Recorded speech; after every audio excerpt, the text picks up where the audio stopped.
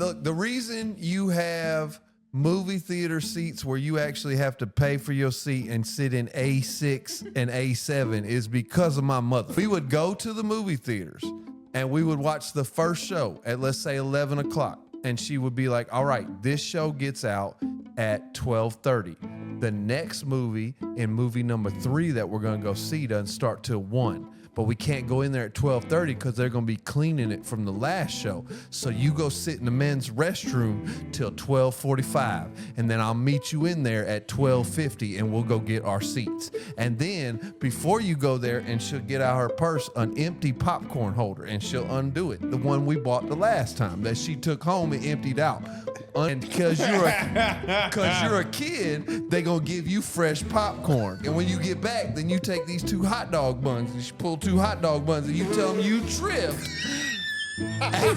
And not only are they gonna give you fresh hot dog buns with hot dogs, they're gonna give you fresh hot dog buns. And then you're gonna bring them back, and we gonna have our meal, and we're gonna watch another movie, and then another movie after that. And that's why you gotta pay for A6 and A7 and have assigned seats, because of my mother, the best Christian thief of all time. The Haitian Kings. The Haitian Kings. The Haitian Kings.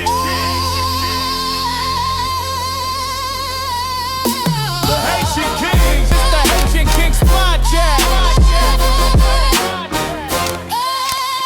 I thank you everybody for tuning in for another episode of the Haitian Kings Podcast. My name is Vadim Hector, and this is Eugen's Valcott. There is something that's very important in life, right? Laughing. We all love to laugh. So sometimes you need somebody, and you got friends, you got family members, somebody that's funny.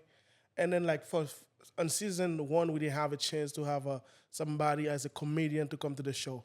In season 2, we wasn't going to let it happen to not bring you a comedian. Without further ado, David the comedian. David the comedian. It's Supa the MC, man. What's up, man? How y'all doing, man? Good. What's going on, fellas? Thank you so much for coming to the show. Hey, I love it. Now, in a minute, I'll go get y'all a comedian, and we'll bring him on the show, because y'all needed somebody funny. That's too much pressure. I just thought we were coming here to talk. Hey, man, we told you come here and be funny. No, I know, right? Like, get over here and be funny. Sit your ass in that seat and be funny.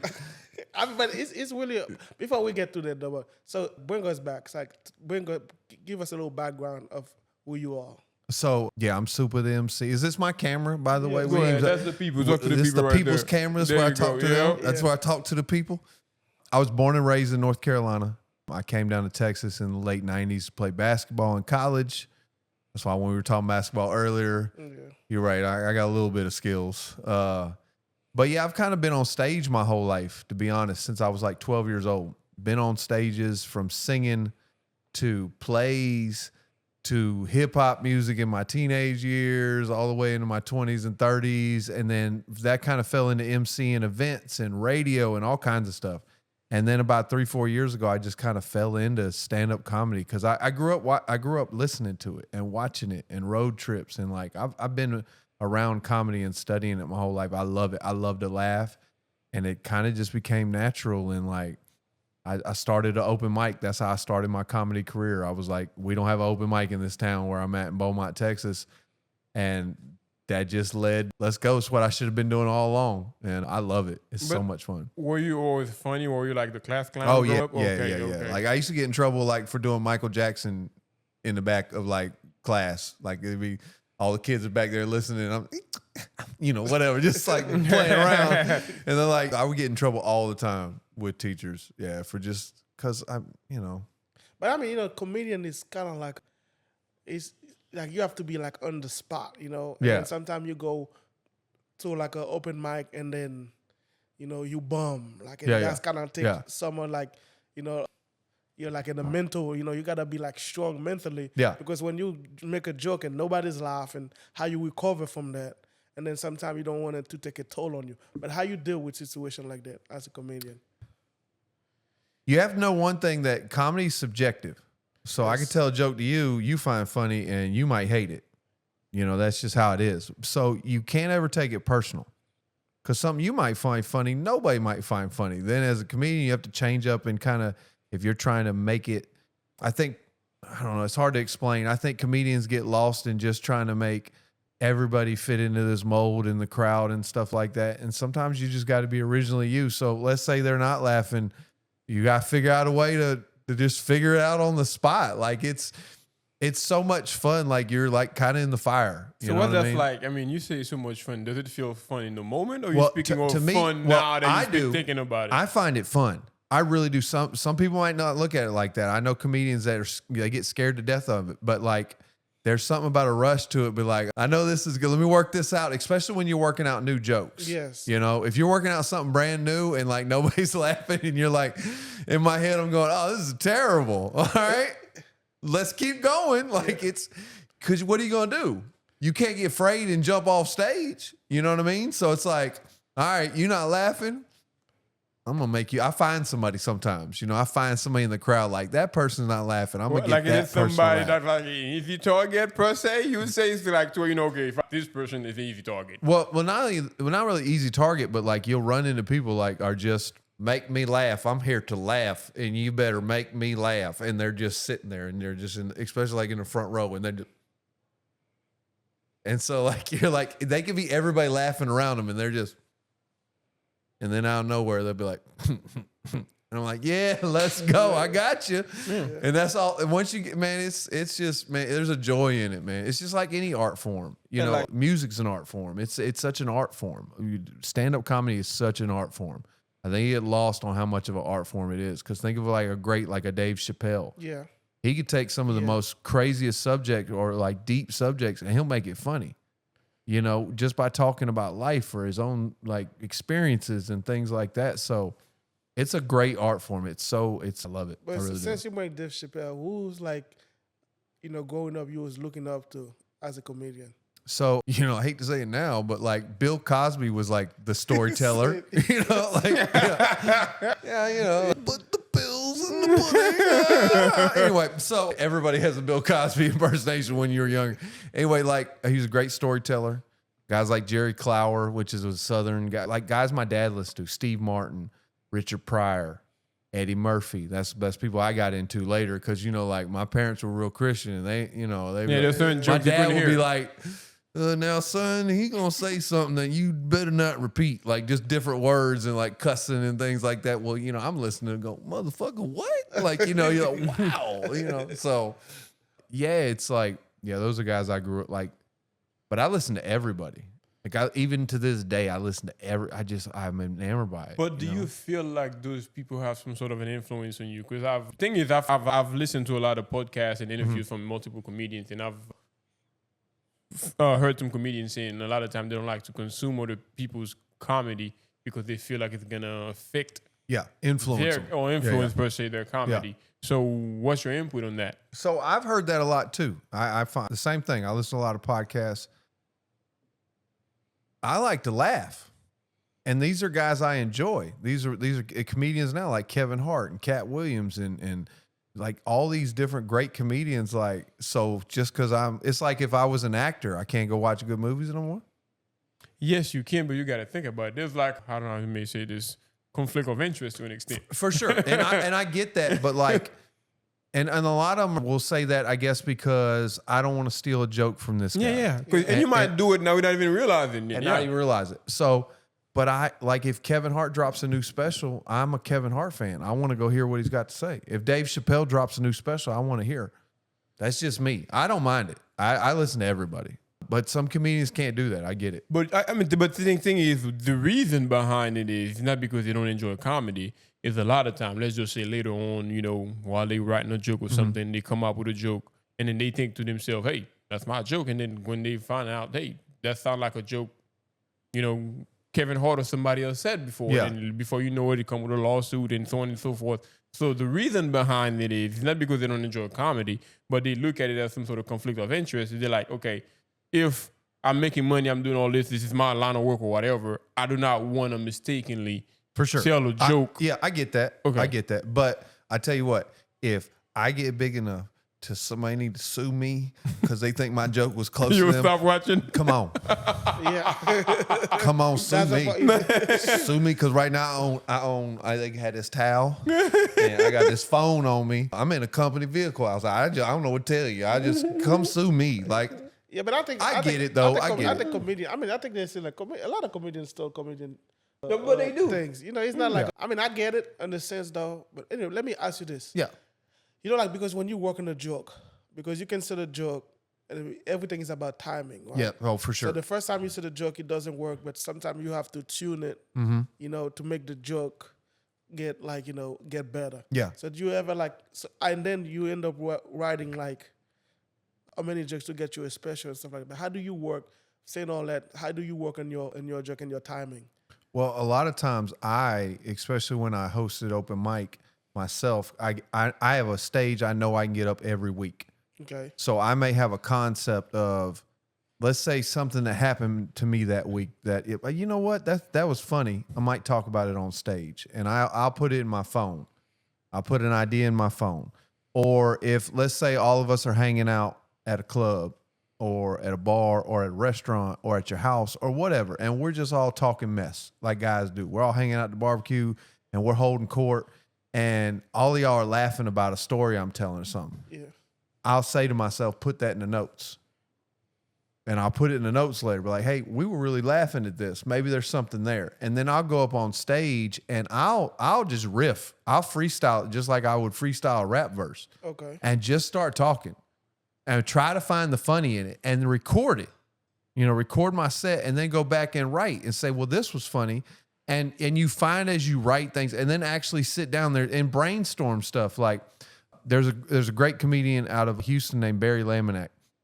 He does a writing workshop, and I learned just different little stuff just about writing that, like, let's say you get home and you think about 5 things that made you mad that day and 5 things that made you happy that day. See if there's something in that. You know, this lady cut me off, and then she flipped me off, and then she did that. White women be tripping. Yeah. Why they be tripping? Whatever. Like, you know what I'm saying? Like, that could be a joke. You don't know. Like, you know, I was at the gas station and this lady fell on, whatever, you know? And then write that. And then you could get to where you're writing, and this part is funny here, but tonight, I'm going to put this part here instead. I'm going to move this part of the joke up here and see if it works better. Because like you said, I need the timing part of it. Yeah. I got a question for you, and I guess I kind of want your opinion no matter. I guess we're gonna call you the expert on the matter. Okay, I'll Since you're the try. comedian. No pressure, right? As we know, comedy is, you know, it depends. It's different. It depends on how you take it, right? Yeah, for sure. That's my best friend, I guess you may say. That's not no may say. My best friend been knowing this dude forever, and it's kind of like That's what's up. Oh. It's like there's certain things me and him will find funny, but we just know for a fact there's not a single soul in this planet that will get it. For sure. So it's kind of like we just gotta look up and down and make sure the FBI like something like as if we inside breaking joke the rules, Yeah. to share these kind of jokes. Yeah. But within the same time, there are certain jokes we find funny, the rest of the world find funny. I guess you may say as a comedian yourself, explain that. Like, this is funny, it's an inside joke, but the world judges differently. Well, think about it. It's the same thing with music. It's just subjective. You got to think about it. If I listen to a song, you might rock with one artist that I can't stand, but I can't take away from their hits. They might, like, I'm not a big Taylor Swift fan, but she got hits. I can't knock the fans of it. So what's funny to y'all might not be funny to me. Or what comedian, you might want to go see a comedian that I don't want to go see because I don't really find him that funny. But y'all are like, man, this is the guy. He's so funny. And I go and I'm like, he was all right. But and then I tell y'all the same thing about somebody. So it's all subjective. We live in a society these days where everybody got to fit in. Why? If you like something and he hates something and you don't like it and he like it, cool.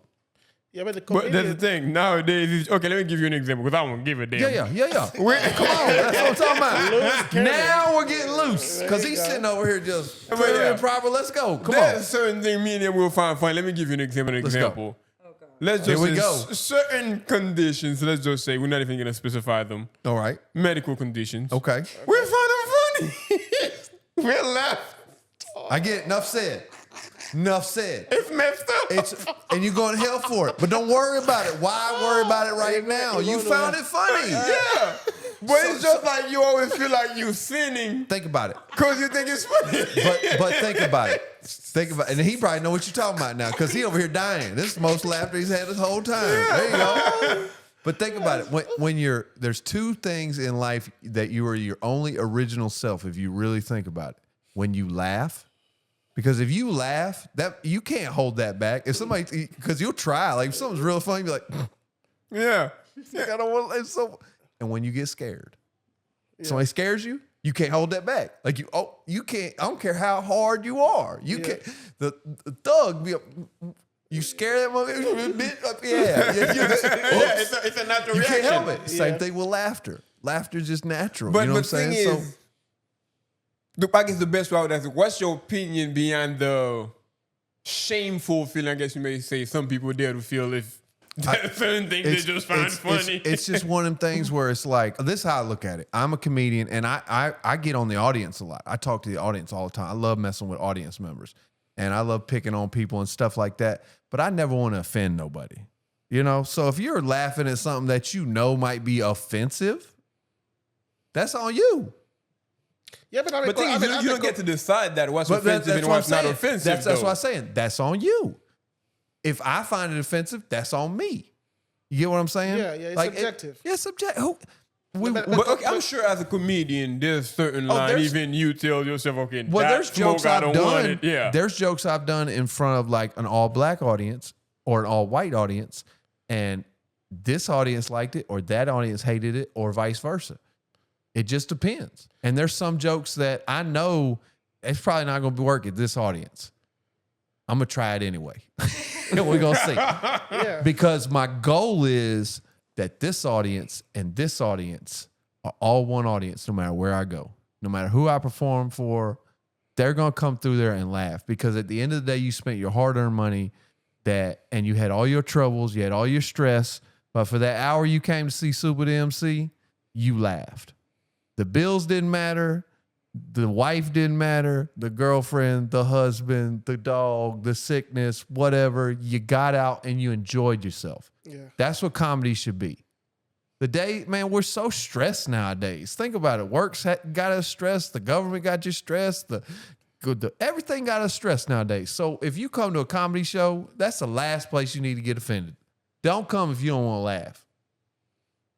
Nate Jackson says it best. He's a great comedian, Nate Jackson. He's hilarious, great crowd work guy. And he said, man, don't get offended with these jokes. Yeah, but I mean, comedians should have the license to make any jokes at any time, wherever they want. But thing is, do you believe so though? I know you say yeah, that. but I mean, they say that, but it's just like when you can look at the Will Smith situation. That was a joke. You want to slap? Yeah, that was like he was making. What do you mean a joke? About his wife though. He was making. Okay. I thought you meant Will Smith was making the joke. I was like, No, I'm just saying even the whole situation with Will Smith when he make the joke about his wife and then all of us. Because for a lot of people, because 99% of people Understood watching the joke. this is like it was a joke, right? And even though the slap looked like it was something that was a prop. nobody knew it was real at Yeah. first, Yeah, not except for first. Chris Rock. Yeah. You're like, damn, that dude really. Hey. And then, He knew that was real. You know, real. certain situation that happened later on, you thinking about, you like, man, was that pussy in that moment? But it's just like it surprises you to where you never had a chance to But he react. played it out pretty good though. I would have got beat up because it's Will Smith. Yeah. He played Ali. He probably got some skills. Yeah. But we wrestling all around that yeah. stage. But you got to think about it. That's the last thing your brain expects. Like, you probably so Hey, shocked up. I get it. Did Will Smith just... You're I not even get thinking it. about even being angry. That's cool to say and all. yeah. But a grown man slap you. I don't care what show we on. But he ended up pretty good though. I feel like he was surprised, shocked. We're Or gonna it's have kind of some like... WWE did that stuff just going fit? tackling. I'm turning into John Cena. I feel like he was just I'm surprised. gonna do one of these, and I'm gonna try to keep this man on my shoulders. And we're doing something like this. Yeah, but Samuel Jackson and Denzel gonna have to come get me because Yeah. But like he was saying, though, it's one of those things. It's a joke. 90% of the people, I guess, would have taken it as, hey, it's a joke, G.I. Jane. Thing is, I didn't even see the movie, and I guess I somewhat understood it. yeah, you got to. I somewhat got the gist. Like I never seen the movie, but I understood the punchline. Yeah, you get what I'm saying? So therefore, I do not understand. But it's one of those things to where it was kind of like, okay, is it some sort of internal matter that kind of spilled out on the outside? Of course, that's how it has to be. Sometimes you got things like bowling out for. Yeah, there's something else there. Yeah, Yeah, that's why it had to be. I don't think it probably had nothing to do do with Chris Rock. Even though when he come sit down, it's like, give my wife name out of your mouth or something. He's just like, huh? What? Yeah, it's just so surprising. And I feel like that's like in Chris Rock defense when people say, yeah, I would have slapped him back in this, and that. And I understood because I felt like I've been in a situation too. Like I was so shocked by how south it went. Like how I wasn't ready or I wasn't ready for aggression. It's like my mind aggression was the last thing I expected. Well, I'm sure the and last thing. And I'm like, yeah, I guess the last place you would expect to get slapped at is on the Oscars. He's on the Oscars, Will Smith. They got a gazillion people, the world's watching. It's like, Will Smith just slapped me. yeah, it's like, what the hell is going on here? Yeah, people was See, that's why I like this podcast because we really talking current events. Oh yeah, man, for sure. It's like that 5 years it's a ago. No, I'm just conversation, playing. No, I'm just messing with you. I'm just messing. you I'm know? just playing. We need a new celebrity slap. Is how what you I'm saying. It's what we need somebody.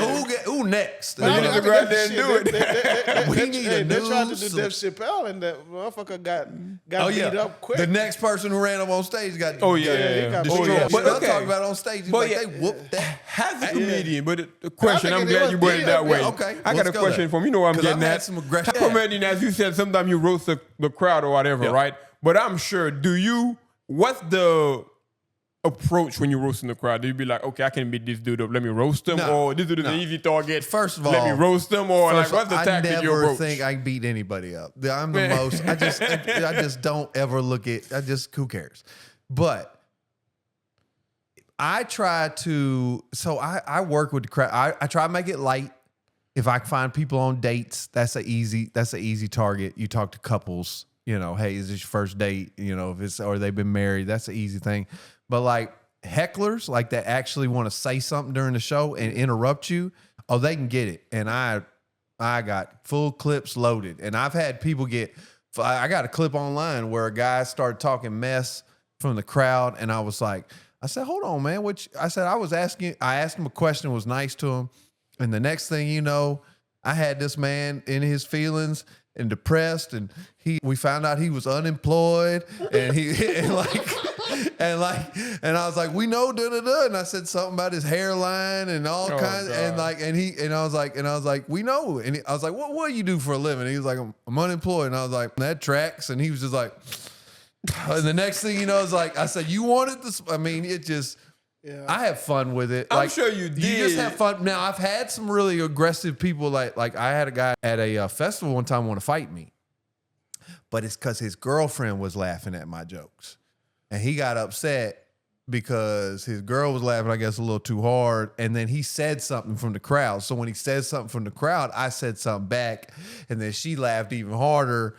And that made him look. Yeah, but you gotta think about it, man. Nowadays they got a lot of stuff out there that's dangerous. Oh, I get it. But we keep wine, we ain't keep God that knows thing what on else. us. I mean, like we're grown. Yeah, you gotta think And about they do have a somebody might stool next just. to me. I will swing that thing like But they yeah, did. somebody might just be like, yeah, you think he's funny? Everybody see if you think he's funny. Then that 9 millimeter is like. But the It's thing so is, rare to happen. You know, it just it's really just like, is. to me, I don't understand the whole concept about it. Because if you come to a comedian, doing his thing, why would you be mad as a joke? Because you know what you're here for. He's just like, listen, he's just like, I'm here to go listen to Vadim, the I'm baby. glad you said but that. He said his song, that. and I'm mad. I'm glad you said that. I got a situation for you because, like, as he said, like, whenever you're scrolling, sometimes you see certain shots of comedian, picking up the crowd or whatever, right?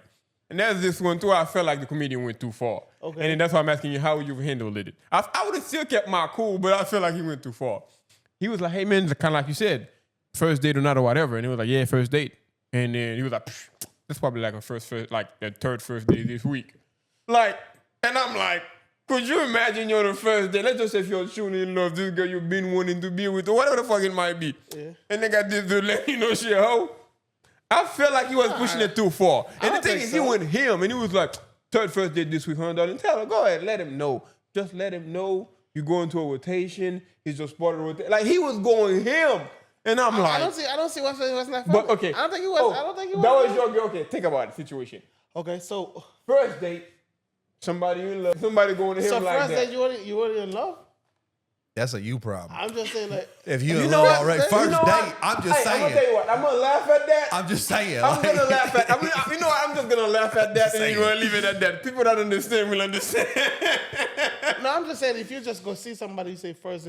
But like I said, I feel like It's somebody you've been trying to date. That's what you're trying to say. Yeah. Not in love yet. It's somebody you've been looking I feel at. like that'd be like, You've been trying to come date her. on, dude. And I now feel this like- comedian Okay, says she maybe a I'm. hoe. I feel like I still keep my cool and not overreact, but I just feel like, come on, dude. It's like, I feel like that'd be a bit too much. But maybe that's my way You of know, looking to at be it. honest though, I'll be honest. You sound sensitive is what I'm trying to say. No, I'm just kidding. No, I'm just kidding. You're I'm not just hurting my playing. feelings. I'm Trust me, playing. you don't know me at all. If you think that would hurt my I'm feelings. kidding. No, if you think that, no, I'm Maybe- doing it.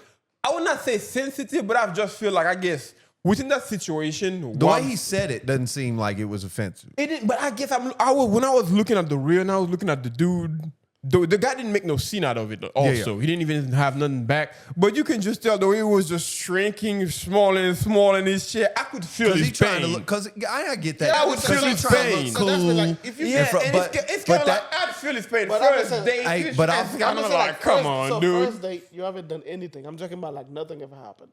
So usually, like, you can fall in love with somebody. You already go to the part where, like, you had sex and shit like this. That make feelings happen. Then it's different. So you just met somebody, you go on a date because somebody said that's the third date. You already like pissed off.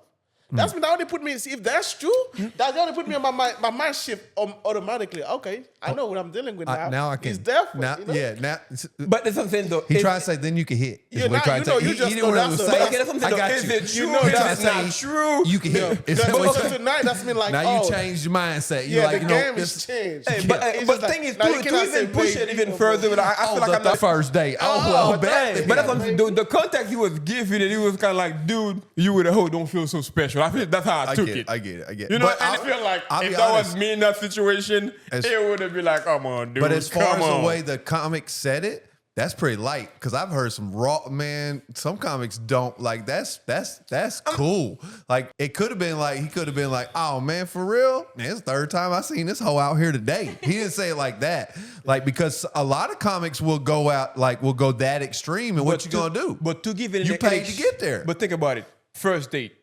Would you? The thing is, if I'm with my current partner right now, Yeah. I feel like I'd play along with it because Yeah, my for current sure. partner know my personality and so Yeah. on and so forth. Okay. But I feel like within the first date, it would kind of bring that little level of because I don't know. Maybe I'm overthinking it because I'm looking when I was looking at that guy. The guy I was think you shrink. wa- I think The you dude wailed. was shrinking in his chair. You could see it. Like you know people that wear glasses every 2 seconds they just fixing it. You know what I'm saying? I'm like, come on, dude. You could see that's too much for the guy. Leave him alone. Move on to the next. But that's how I was looking at it. But let me ask you this. Let's bring it back. So let's say, for instance, because that I don't know if like is a tactic. I'm just thinking. I'm thinking about it while I'm saying it right now. So let's say I'm going to the stage. Okay. So I don't know the crowd yet, right? But I just feel like okay. So if I do you like scan the crowd to see okay, I can make fun of this motherfucker right here. I can fuck this one up. So in case if some shit happen, I can just like if I bum in the You first got a 2 plan B, seconds, I guess. I can just hit do Yeah. the crowd work and then just like get myself out of the hole. Is that the way you looking at it when you go to the stage? It's hard to say. Like, I don't think you ever plan ahead for it. Like because some people aren't comfortable at all with talking. You really don't want to talk to the crowd. You don't want, like, because comedians have a set Yes. and you've worked hard on that set. And, it could be anywhere from 15 minutes to an hour and a half, well, let's say. And you've worked on that set. Well, it's just like if you do a concert, I don't want to hear a conversation for you two while I'm trying to sing this acoustic song. Yeah. Same thing. I want to be able to tell my jokes and get y'all to laugh. So you really don't want to have to talk to the crowd at all if you can help it. A perfect night would be I don't get the crowd involved at all, and I just do my set, and they laugh and howl and joke, and they have a ball. But there are times if you're bombing and stuff like that, you may look out and be like, you know what do you do for a living? It's easy. Like, and comedians will call that hacky or whatever, like, cause it's an easy, like, out. And a lot of comedians that aren't good, that's all they got. It's hard to write. It's hard to sit down there and actually do the art of comedy. To me, it's easy to talk to somebody in the audience. Cause I could talk to you for 15 minutes and find the funny in it. What do you do for a living? You got kids. Oh, kids are kids. You got kids. Oh, you do, and it's just because it's relatable. Yeah, Just and relatable. it's very like end if. So if I ask you a question and you go end if or in this, so it's just you can just keep it going. But you'd rather not. You'd rather just be able to do your sets. But like I know comedians who can't talk to the crowd. I got a friend of mine, he's trying to work on it because he gets in spots where like somebody will heckle me. He's just not good at it. You don't feel comfortable. You just want to get up there and I want to do my set, make y'all laugh and get out of here. But so let's say you're working on the set. So walk me through that. You're working on the set. Do you like study the set, like you repeating it, like in the mirror? I have. Or you're talking like, or you go out talking with other people and say, hey, and you. Yeah, I was gonna ask him something similar to that. I was gonna ask him, how do you? I'm sure, like you might think of a joke, you'd be like, oh my god, that's funny as hell. But how do you test the joke? What's your process of testing it? On the microphone in front of people. That's why we do open mics. Open mics are free shows that comedians sign up. I just did one last night in Houston where literally, 15, 20 comedians sign up. Some of them may be professional comedians that travel all over the world, and that's what they do for a living. But they still getting up at open mics, and they're doing 5 to 10 minutes, and they're working out their new material to a crowd sometimes, to 4 people, to 30 people, to 10 other comedians. You don't know, but you're just trying to find some funny. And the other comedians in the crowd, a lot of times, they'll help you with stuff. Like, hey, that was really funny. I thought of something. You could also say this. Or, hey, I'd put that, it's a community. And for the most part, everybody's pretty close in that community. Like it's just like everything. Yeah, because I got a few jokes. Like, I got a question loaded. Like when I talk with people, I can speak like something that in the past in Haiti, and I make it every time I do it. I know the timing of it. I know how to do it. Yeah, and I that's right. Just saying, so you find the timing. And it's repetitive. It's the same thing with the jump shot. Everybody. I only shot every time I say it to somebody new. You know what's funny? That's know one thing I find, like I guess within my comedy skill, if I got any, I always feel like I'm being funny when I'm not trying. But if I feel like I'm like, oh yeah, I'm about to be funny. Yeah. Shit, bummed. Even if there's my shadow in the room. Yeah. Still bummed. Yeah. It's like,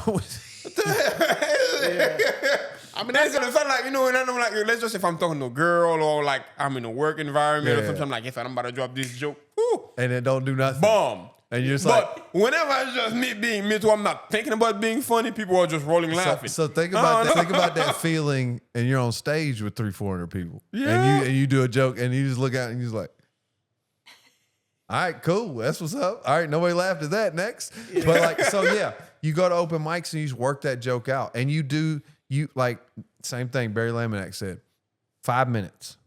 Get you a tight 5. Any new comedians, get you a tight 5. A tight 5 minutes. It's just 5 minutes. No, nothing under that, nothing over it. It's 5 minutes. You start with 2 minutes. Get 2 minutes of funny. And then go 3 minutes and go forward. Get you 5 minutes that backwards and frontwards, and it's funny.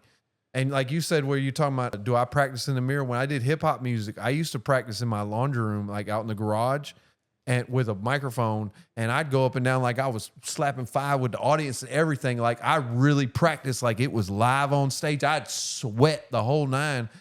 I do that with comedy to a certain extent. Like if I know a bit, I may watch it 4 or 5 times on the way to, like, let's say I'm going to Lake Charles, and I'm gonna do this 5-minute set. Well, I have it on video. I may watch that over and over and over again until I can then turn it off, and I can almost say it word for word. Now I don't say it word for word when I'm on stage, but it's comfortable enough. So if I get lost in something, let's say like I'm like, yeah, blah, blah, blah, blah, blah, condoms. You know what I'm talking about. And he says something back to me, let's say an audience member, and we have a conversation, but then I can jump right back into the joke because I know it by heart. I didn't leave it, you know what I mean? Yeah. So it's just repetition. Just like if you throw a football with a spiral, you didn't throw the football a spiral. I didn't shoot a jump shot and make it the first time. I just kept on working and working and working and working and working. And then you get up there and it's just Kobe and Jordan in the fourth quarter, man. I remember like back in Haiti. So like I was in my last, how would you say, the 12th grade here? Mm-hmm. Yeah. So I had I was the guy of the class, so make everybody laugh. Yeah. So I have to have jokes like on deck, right? Okay. I was making fun of everybody. Yeah. So I'm the guys I'm in the back, I even give myself a different name. So it's just like I was the guy. But there was one guy that came in, and that day he just said one joke. And the whole class and that was it. So every time I make a joke, there was like, ooh. So the whole class turned against me that day. Yeah. Everything I say is like, oh, everything. He can say good morning. And, yeah, that's gotta be annoying. Fight that guy. So I mean, it's just like, and then, so when I try to make make joke to somebody else, they're like, nah, you're not gonna say anything else. So you know, Yeah. So you got this guy. So, but this one is just like, You know when you go like, I don't know if you remember, if you ever been in this situation, like when you're in the philo that you have to do every Saturday, you go to a different Like a group class where y'all gotta study for that test or whatever. So my group class every Saturday. So now I gotta wait a week before I can get my term back. Oh, Right? and that week you So prepping. He already getting ready. So That's what I don't get about comedy. Look, how do you prep it and make it funny? Because every time I prep it, I'm not funny. Oh, no. And then the thing is, if I don't, It funny as hell. just kills you. Definitely. Hey, we got a question behind the mic. I got a question. Yeah, come on. Well, it's not really. It's kind of a question. You can't say you gave yourself another name and not tell us what the name Facts. was. And I was gonna get back to that. Yeah, we were gonna bring So, that back up. So I call That he- myself Yo-Yo Pima. You wait. What is it? Wait. Bathroom break. Wait. Slow down. What was You it know who again? Yo-Yo I know Pima why was? Yo-Yo Pima is. Yo-Yo Pima, okay, let me give people some insight that Spell No, it no, for no, Yo-Yo. Yo-Yo Pima was a gangster name. he was like a gangster that was like really revealed in Haiti or whatever. Okay. Yeah, So but if I I had just to call translate the name to English to give you some sort of It doesn't vibe make behind no the name, sense. it won't make sense. But it's basically Like, you know the saying yo-yo is that little thing you throw, right? it's kind of like Yeah, a spicy. Spicy yo-yo. You know that little If that spicy makes yo-yo. So sense. that's what it is. spicy Yo-yo, yo-yo. that's a spicy Yo, y'all yo-yo. give it up on the mic coming up next. I want to give it up for this Hey, next. think about it. Yo, the gangster into the That name itself would make me die laughing. spicy yo-yo in the. Even though people in the class till this day, they still call me that name. You know? Y'all know what it is? Yeah. Spicy yo-yo in this building. I'm keeping things hot. You know what I'm talking about? I've got to keep it flaming in this. Spicy yo-yo in this. You only get to taste it once, and it's too spicy. I come back because it's yo-yo. Hey, bro, I hear Wow. that name and roll out laughing. The introduction alone. That made me. Yeah, but I was doing my thing, bro. So I had after that week, I was in the bus writing my shit down. He The 8 miling. First Saturday. He 8 Mile Yeah, Oh comedy. yeah, I ate my the whole shit. I had the whole number. Spicy yo-yo. You know what I'm talking about? So, hey, but the minute I walked in, I just hit him with the first one in class With laughing. it, you see how he threw the yo-yo yeah, when he I did threw it? the yo-yo, and then I Spicy yo-yo. Let me get that back. dude. He said, and let me then, get my throne and then, back. yeah, I know. I was Yeah. just like, I hit him with the second one. He never said nothing with the third one. After that, shit, I'm back. And I'm back. that's why I always feel like I don't think I got any comedy skill whatsoever within That's my me. first. That's my first special name. I'm It's gonna drop a Spicy Yo-Yo? Netflix special. Spicy You have my Yo-Yo. words. Spicy yo. If I get a Netflix special, It's Spicy you Yo-Yo. heard it here first. Where's my camera? This is my camera. Talk to the people. You heard it here first, America. Spicy Yo-Yo. The world. Right here on the Haitian Kings Podcast, Supa The MC. Today's date, mark it down. If I get a Netflix special, I will call it Spicy Yo-Yo. But the thing is, you gotta tell people No, why I though. ain't gonna Did you say put the camera on it nothing. when If you you don't, they don't get it. I'll trust me. I'm gonna make a punchline out of this. We're gonna get it. Yeah. Spicy yo-yo. man. Spicy Yo-Yo coming I to was that Netflix guy, soon. bro. Okay, so Yeah, I've been drinking back. Give it back to me. I mean, I was that guy, bro. I ain't gonna lie to you. I used to make it. I was to make fun. I but get it. Well, that's how it started. We used to all do that. Even if, like, the same thing with rapping. It was the same thing. You sat around, you knew the rappers, they'd sit around freestyle, same thing. You used to have to bust balls. You break balls, whatever. You used to be able to talk mess. Yeah. If you couldn't talk mess in the locker room, the cafeteria, Man, I'm not the gonna tell hallway. man, on one time, I ain't gonna fucking lie to you. Somebody make a joke to me. I couldn't let the joke go.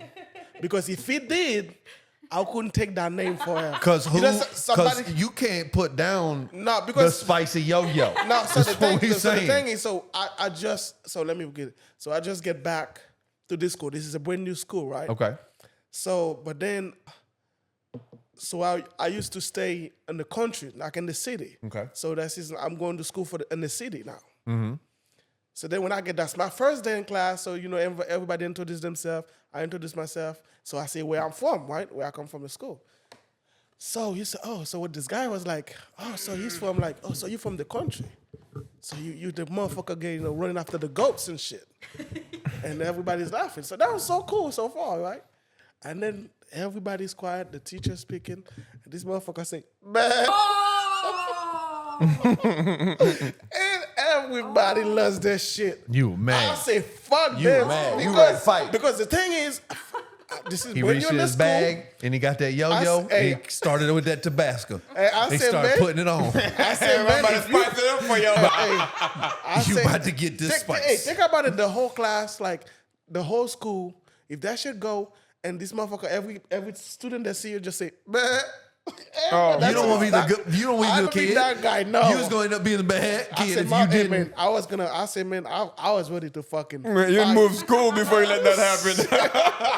So, but that's the only time I remember like a joke. Somebody tried to joke to me, and I really feel like really bad because I couldn't let that happen. Yeah. Because he's just like, now you bring you in the school, nobody know you, and then everybody's gonna find out you're the bad guy. I mean, it's not gonna look good. So I didn't take that one. That's Goat only one kid time I over didn't here. take. Yeah, that's funny. Oh yeah, that was gonna be really. Hey, you still watching, right?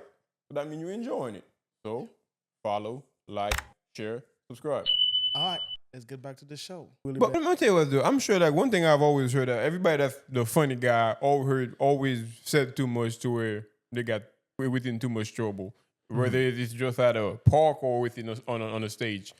Do you have anything like that within high school or whatever it was to where like you made a joke, somebody didn't like it, and got you into a fight? Humor got me out of a lot of fights. Humor sometimes got me into trouble, but it also got me out of fights. I remember, dude, Kenny Powers. You're talking about the slap. Kenny Powers hit me so hard in middle school, and our high school and middle school were next door to each other. So like 6th grade, 7th, kind of the like 12-year-old those classes. I don't know how it's set up for y'all, but like. And then the seniors, 12th grade, that high school is they were next door. We all rode the same bus. We were around each other all the time. Yeah. And he was probably 16, 17. I was like 10, 12. And supposedly I said something about his mama, who said something about his mama, who said something about his aunt, or I don't know. But next thing I know, we was in a fight. And we fought one day on the bus for something. And then he came up to me the next day at school and he hit me. He beat the crap out of me on the bus. Much bigger dude. I was 10 years old. I was, it was one of these bully situations. Yeah. So I get beat up, whatever. I come to school next day, ride the bus. It's whatever. We go on like it's whatever. And he hits me square in the mouth. I mean, big time. And I laughed at him. I remember this day I laughed at him and I felt blood coming down my nose and I laughed. I literally laughed and I just start chuckling. And it was the most gangster thing ever. It was my spicy yo-yo moment, okay? All right? Because got blood running down my nose and I'm laughing. And a teacher come out of nowhere and got him and he got in trouble. But around school, the legend is he laughed at him when he punched him in the face. So I look like a psycho. I look like the Joker. Like, who knows how it went? I was probably crying. But the story was, and so, I had somebody try to cancel me one time on stage, because they got mad and they had said something. So I said something back to them. Next thing you know, they were on Facebook with it, But have you ever encountered a Karen, though? Like, somebody was like, I'm going to sue you. No, but I've run into people that got mad for no reason. Yeah. And they get up, well, we're leaving. Okay. I already got paid for this set. Bye. That's what I would have told them. It's, and it doesn't happen that much. But if you're going to a comedy show, you might get offended. The comedians talk about offensive things. That's what we're here for. Think about, the medieval times, the jester. He was there to bring light to, a dark time of life. That's what we're here for. We're here to make you laugh. People always enjoy when you're making fun of somebody else. Even I don't know when, in my country though, bully, what they call bully here, it's different. Yeah. There is no such thing as bullying. Okay. Because people always making fun of you. It wouldn't be physical per se, but exactly. somebody would climb the hell. Yeah, and that's how it should be. Nothing, no line is because your mom could die yesterday. To me, clown your body. Personally, I find that around me, at work, I always tell them I don't feel like you're funny because to me, so I don't do no mama jokes, right? Okay. So in Haiti, we don't do no mama jokes. Okay, I get it. No gay jokes. Okay.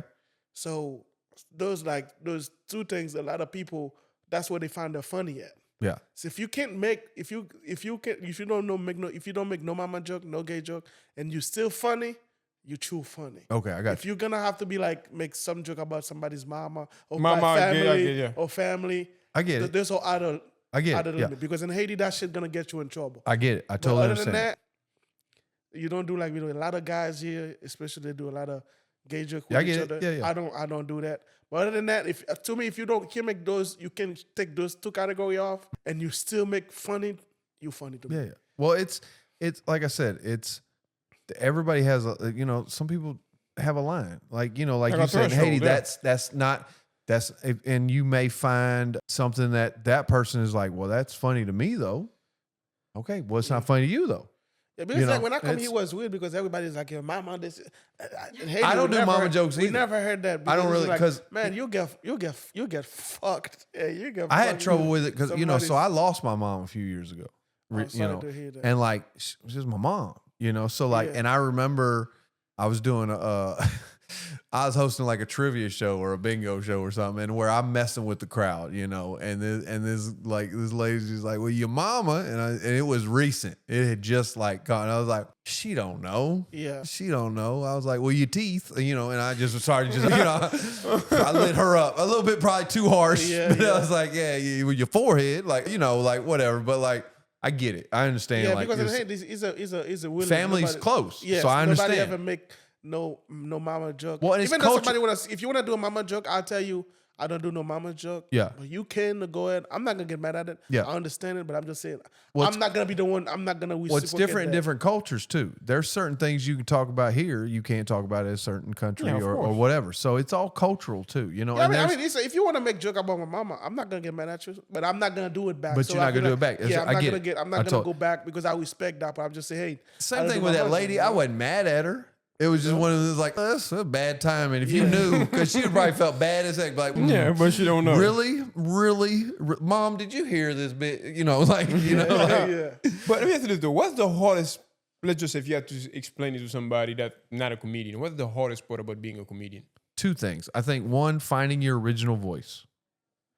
Because if you're a comedian, you've watched comedy probably your whole life, for the most part. A lot of us watch comedy. You grew up watching it or something. You don't just say, I want to be a comedian one day without enjoying comedy or seeing it, So finding your original voice, because since you've watched it so much, you may be influenced by it, or you're trying to be a character on stage. Yeah. I've watched a lot of comedians get up on stage and be a character of themselves, which we all are a little bit to a certain extent. You're on stage, but they're so far out, they don't even know who they really are. We're not seeing the true self.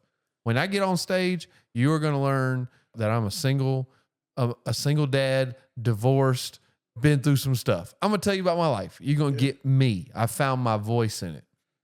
So I think that's part of it, is finding like your original voice. And so bring me back to the original question. Sorry, I get lost sometimes. So like, No, I But yeah, think you it's- said. I think you explained it like you explained it like the What I was asking? Wait, what was the original question? we all got lost there. I think you ask him like as a comedian. Now you make me forget. That's funny. See, that's funny right there. Yeah. That's the whole thing. That's making fun. But it's just comedy. So like, it's just an art form. It's just an art form. It is hard. It's the hardest part. That's what it was. The hardest part really is two things: being original. All right, we got it. I should have had two things. I should have started with one. My old man. The second thing is actually writing, because like you said, you can be funny at work. Yeah. You can be funny to her. I can be funny to my mom or my dad. I can be funny to my cousins. I can be funny to my friends at work. But getting on stage and being funny to people who don't know me, Yeah. that's real. And actually writing. So I want to talk about what happened to my dad yesterday at work. Man, that was so funny to me. How can I make it funny to you? Or the president, he did this. Or this happened today.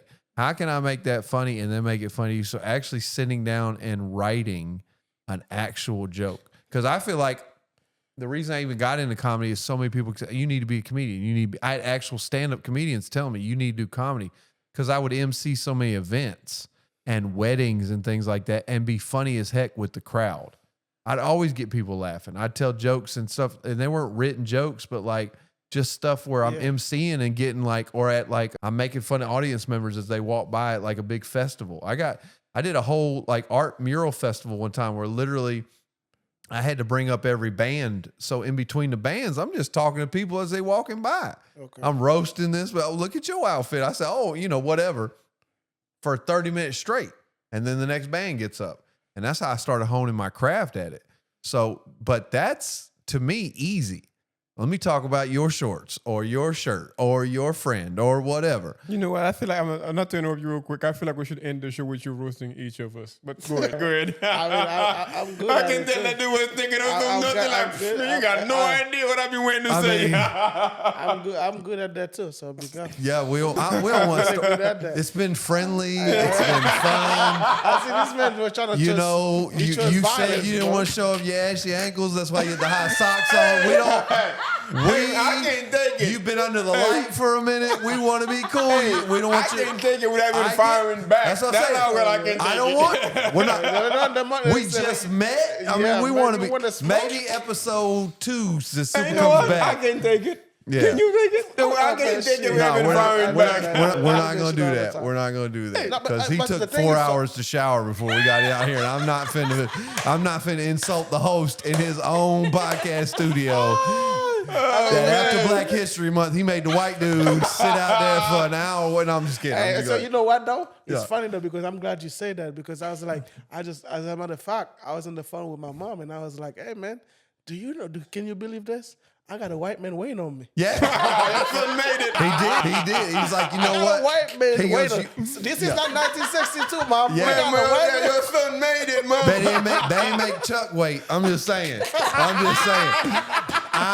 I like Mom. crazy. Shit. I like Now mom. that- Can you believe this? Man, I got a white man waiting on me. Man, your son made it in the Hi, world. Mom. I'm the white man he's waiting on, and I'm still here.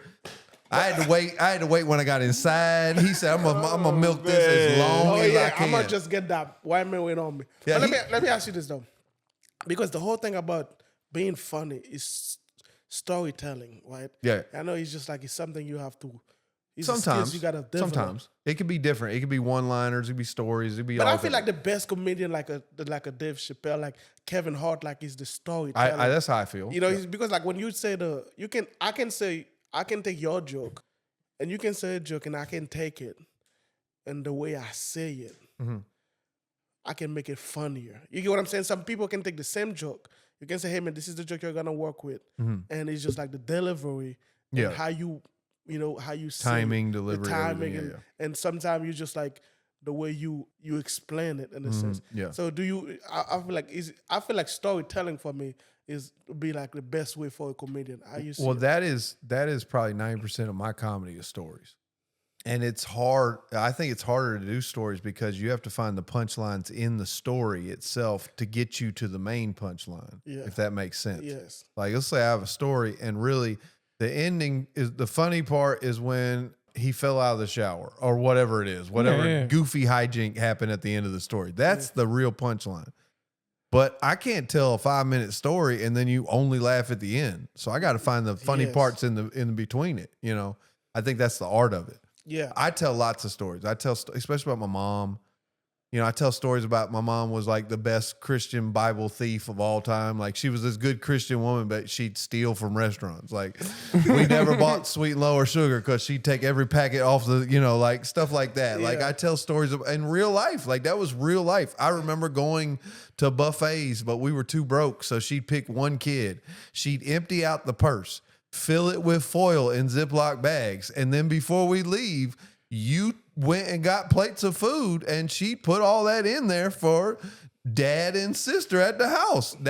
We paid for all you can eat. Yeah. And we were going all you can eat all the way to the house. In fact, go get me 2 more rolls and In Ziploc bags. Like how you have some gangster stuff. That's Have some genius. gangster we go to the stuff. movie theater.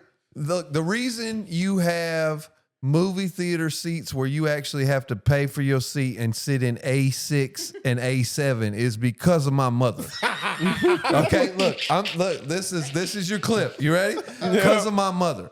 We would go to the movie theaters and we would watch the first show at, let's say, 11 o'clock. And she would be like, all right, this show gets out at 12:30. The next movie in movie number 3 that we're going to go see doesn't start till 1. but we can't go in there at 12:30 because they're going to be cleaning it from the last show. So you go sit in the men's restroom till 12:45, and then I'll meet you in there at 12:50, and we'll go get our seats. And then before you go there, and she'll get out her purse an empty popcorn holder, and she'll undo it, the one we bought the last time that she took home and emptied out. Unfold it. Go to the concession stand before you come to the movies and tell them you fell and tripped. And because you're a kid, they going to give you fresh popcorn. And then you bring it back. And when you get back, then you take these 2 hot dog buns and you pull 2 hot dog buns and you tell them you tripped. And not only are they going to give you fresh hot dogs, they're going to give you fresh hot dog buns. And then you're going to bring them back, and we're going to have our meal, and we're going to watch another movie, and then another movie after that. And that's why you got to pay for A6 and A7 and have assigned seats, because of my mother, the best Christian thief of all time. And that's facts. We watched Batman on Thanksgiving. We paid for one, and we watched 4 movies that day.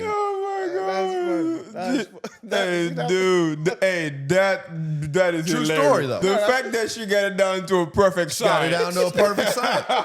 We used to go to the community pool, and they had slides. You had to pay extra for the slides, and we'd pay extra 5 times because there were 5 different wristbands. And then you take that wristband and you squeeze it, and she'd heat it up, and she'd get it off your wrist and slide it off. And if it broke, she'd just take thread and she would sew that wristband back together with the same thread. And when we go back to the Jamestown, North Carolina pool, so y'all know I'm telling the truth, folks, she would go run up there and see what color wristband it is, baby. And I'd go and it'd be like, it's blue this week, Mom. All right, I got 2 blues in here. And you'd put your wristband on and you go ride the slides for free. Hey, you know what should be the question? What should be the question for the internet? Have you ever done something so cheap with no shame in it? No shame. Yeah. Hey, No what shame. would be that be for you? Shit, I don't. Oh, I know. No shame.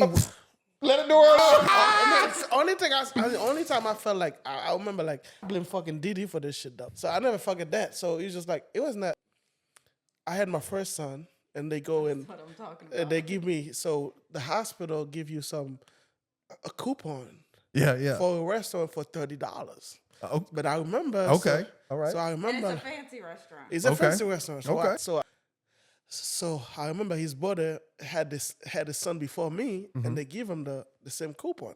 So I called him. I said, "Hey man, so was it enough for you and your girl when you went to that restaurant?" He said, "Yeah, man, that's enough money." I said, "Okay, cool." So we get dressed, we go to the restaurant, and then when I get there, it's a fancy restaurant. I didn't even. That's my first time in there, and then, order food. I passed the $30, and I didn't have no money. When I say I had no money, Yeah, you brought so your... it's probably like I think $30 with some and the taxes. Yeah, the chain. Yeah. That was not including the coupon. Yeah, facts. So and I was like, man, I'm sweating. I know I'm supposed to pay this shit. So and then the motherfucking waitress followed me to my car trying to find quarters, bro. I was I never Did you ever go back? Oh yeah, I came back. Oh yeah. So when I make money now, so I got finish school, get me a good job, going back, I'm making money now. Shit, I sit down for anything in the menu. Shit, I can order. Yeah, that's right. I felt What's that. today's specials? Can I get the wine menu? But I never fucking I got a roll of quarters this week. This laundry money, okay? That's a whole $10 of quarters. Oh, yeah. I wish y'all would go over my 30. Hey, it's that embarrassment. You can't just forget them. And they got one I'm currently doing right now. It ain't embarrassment because I'm still doing it. I ain't stopping anytime soon unless if they want to stop me, they want to have to come get it in blood. Uh-oh. But anyway. You about to snitch on a felony You real better quick? say some disclaimer. No, ain't no disclaimer. We may If need- they, hey, they want to stop me, they literally We gotta may need send to cut agents. this. We They may gotta send agents to my house and be like, dude, if you don't stop, 50 years jail. That's Oh, when he I'm about to gonna admit a stop. felony. I'm gonna say what it is though. You know, I feel Go like ahead. if it get canceled, it's me to open my mouth too much. But anyway, I'll Man, say he's it. a felony, bro. We'll It be ain't no quiet. felony. You know how Netflix got this thing tracking down, right? Okay. I've never had a Netflix account under my name since Netflix was created. It's like I feel like it's a record I'm proud of. Hold For on, some before you reason. go any further, the views expressed to Netflix are not what Supa The MC, who would like to have Netflix special one day. So the views expressed here on the Haitian Kings podcast are not of Supa The MC. Thank you, Netflix, for your time. And my new special comes soon, Spicy Yo-Yo. Anyway, go ahead. And I approve this message. Yeah. And the thing is, it started way back when I was broke, right? Like broke. And to it, like I used to use either my sister's Netflix or something, right? And it got to a point too where I started taking some pride in it. To it's kind of like, I've never had a Netflix account. And till this day, I'm using my brother's Netflix account. Every 5 days, they will cancel it to where they're going to send an email code. And then you got to send it to me. That's how I use Netflix till this day. I guess that's one of my cheapest things I'm proud of. I mean, did he cancel it? No, like they got this thing they do. The fact that my Netflix is away from his house, Netflix can tell. Netflix, in other words, is going, wait a minute, why? So with mine, they look at it as if he's on vacation or he's traveling. They're like, okay, you're going to give you a code to give you a free pass for 15 days. So I get that code from Diddy every 15 days. That's cheap level shit, man. And that man got money now too, bro. That man can afford it. Hey, That man Netflix. can afford Hey, it. dude, I got this program too. I feel like, hey, if Netflix want my money, they got to come here and get it in blood. You owe Netflix a whole bunch of money by now. They got to come get it I in look blood. at him. Can him. Oh, we got a visitor on the show. Yeah, he heard you. He was. Yeah, he's just like, Who got a Netflix account without spending no money? He walked in here like, excuse me? Yeah, you do it. We pay for Netflix around here, homeboy. man, I've been paying for Netflix when Netflix was $7. Dude, What, never pay it for used to Netflix. come on the disc. Really? Yeah, Netflix used to come on Damn, the how old disc. are you, man? Where you go get them at like Walgreens? That was back in the days. That was when it first started. Yeah, the It red was box. But Redbox is one thing. Netflix is a whole different that's thing. how Netflix started. But Netflix used to be on. Netflix. Oh, but that's was- like Redbox. I mean, I remember Redbox. Netflix was when it first started. You can order. you the could thing. order the movie and they send it to your house. Never and you used it send that back. way. I've had Redbox. With Redbox, you went to the little machine, you pulled the disc and went home. How many Redbox? How many Redbox movies you got at the house still? Because I I got, always brought him back. I got some Redbox that- movies I at the think I house. always brought him back. Video games. But I'm gonna tell you what though, I was stupid enough. I didn't know I used what you call them gift cards. I used to always use my actual card in fear that they're gonna charge me. So I brought them all back, and then I was like, "Fuck! I could have used gift card all along," and I bring the thing back. So I'm old. See, So I I'm didn't from the know block, that. but from the block. I've never done it though. I think we're taking some philosophy. So I tell on myself, but I ain't worried about the stipulations or the statute of limitations because you have to find a Blockbuster first. I'm from the Blockbuster days, and we used to rent like the brand new system. You could rent like a whatever PS, whatever they had back in, or the Neo Geo when it came out, or whatever, like the brand new system. Yeah. You could rent it and rent a bunch of games with it, and then just call Blockbuster when it's time to return it. Now you wait. And then right when it's time to return it, you call Blockbuster and be like, yeah, we got robbed. They stole it. Blah, blah, blah, blah, blah. You just tell them they stole it. I only had one time where they actually sent the police out to a friend's house and he just hid it in his closet. He was like, yep, it's not there anymore. He's like, what you gonna prove? Like, you can't prove I nothing. snatched the wire out the wall. See, they ripped it right out the wall. Yeah, we used to do wild, shady stuff like that, man. That is some crazy. Yeah, they stuff, just man. call up, and I was always scared to do it. They'd be like, "Yeah, man, just tell them they stole it." I'm like, I'd be lucky, still be on my credit report. You try and buy a new car? I'm trying to get this Audi real quick. Be like, I mean, you still stole you that remember that movie." Blockbuster movie that you still owe? Yeah, now Netflix. Blockbuster was so dumb about this because they had a chance to buy Netflix 2 different times. They didn't. They did. The first time I think it was only $500 million. They turned it down.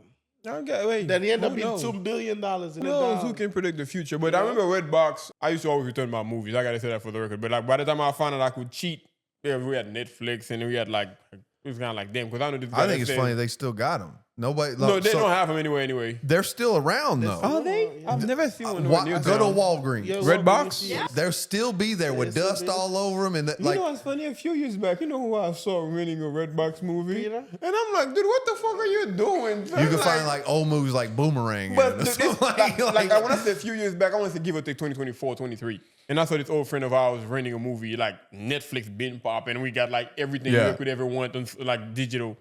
I'm like, dude, what the hell you doing? He's like, I'm renting a movie. It's got like the first Avatar in it. I'm like, what the fuck? Why? Like, you don't have Netflix, Hulu, you know, so on and so forth. He said, no. This movie just came out. They only have it on Redbox. I'm like, still, have you ever heard of those little websites? He said, yeah, I've been hearing about them. Cut that off. No, it's in there.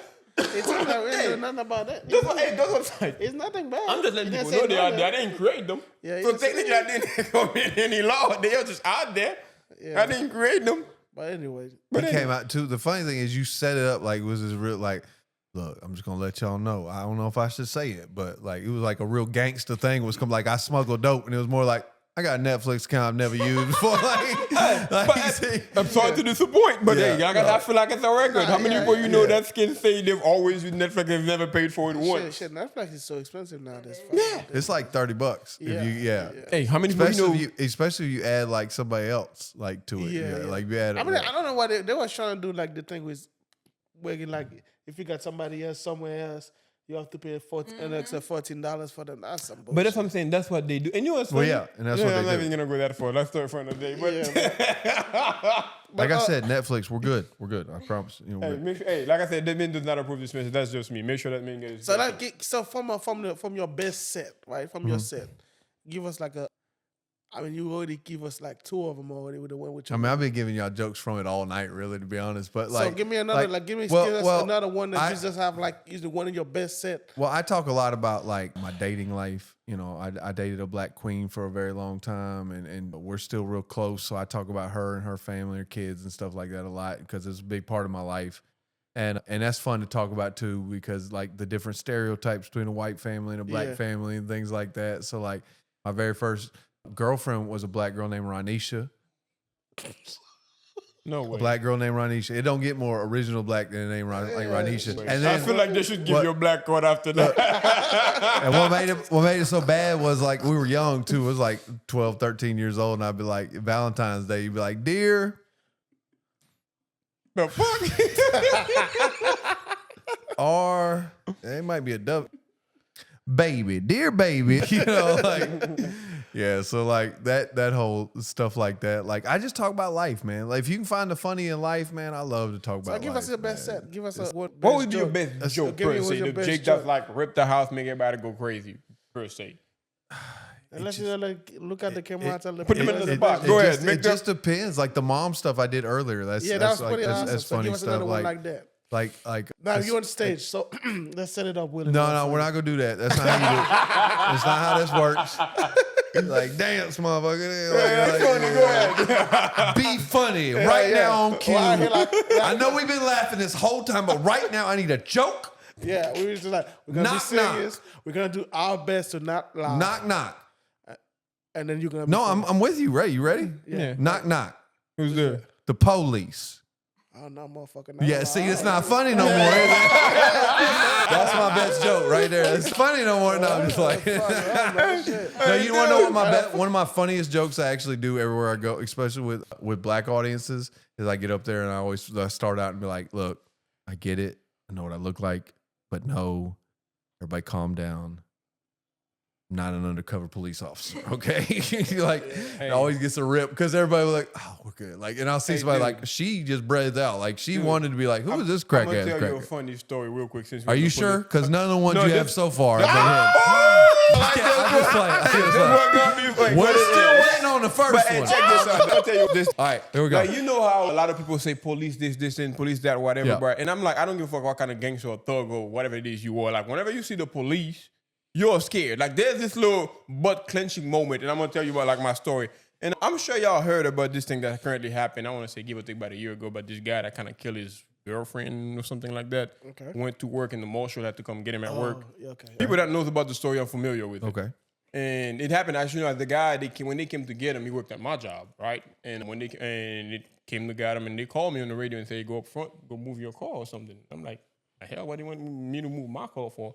But the thing is, his car was parked right next to mine, Okay. and then the tow truck couldn't get it, so they kind of wanted me to move mine out the way so they could kind of easily get to his car and tow it out the way. And got there, told me to move my truck, not thinking most of it. And I'm just walking, with my keys, flipping my keys. And I'm talking about like you see like 5, 6, 7 dudes. I'm talking about like the whole thing like you see in movies. With the whole chain, the jacket that says a marshal, they gun in the holster, they khakis, glasses. 10 of them, like just circling my car. And I promise you, within that moment, I started scanning everything illegal I've ever fucking done in my entire life. And I started thinking to myself, okay, this one. Because you didn't know. I didn't know. It's just like, what the fuck is going on? Come move your car. They told me to come move my car. And the thing is, those guys, they were just waiting for me, but they were just circling my car. Like, the way they were circling my car, you would think that somebody just gave them a tip and told them, man, this would get like 30 ton of cocaine in this car. I'm not the spicy yo-yo. That's not me. Dude, I'm walking to the car, and I saw them dudes. I froze for a second. I'm like, really? What have I done? And I started questioning, I watched some movies illegally. I mean, They finally found me. Netflix is here. Netflix is here. Netflix is finally I've found me. never paid Netflix, but it shouldn't be that deep. Hey, Texas dude. hard on these Netflix. Dude, that was a scary moment. When I finally got there and I pushed them dudes slowly, I'm like, hey, See, y'all. you were your original self. You I'm were like, scared. Hey, what's going on, y'all? Them guys be like, hey, My man, gun in the you car. trying to get to this car. That's your car, right?